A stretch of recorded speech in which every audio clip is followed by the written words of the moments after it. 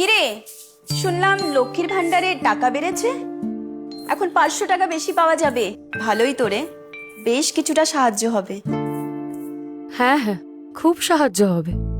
কি হবে বলো তো ওই টাকায়? রিঙ্কির স্কুলের মাইনে দেব, পরের ওষুধ কিনবো, নাকি মুদিখানায় বাজার করব? ওসব ছাড়ো দিদি।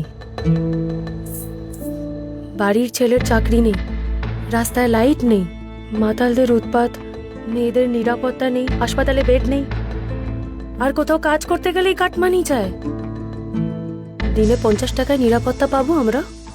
ওগুলো সব ভাতা দিয়ে মুখ বন্ধ করার ফিকির, সব জানা আছে। যখন সব জানিসই, তাহলে উপায়? উপায় একটাই, আসল পরিবর্তন।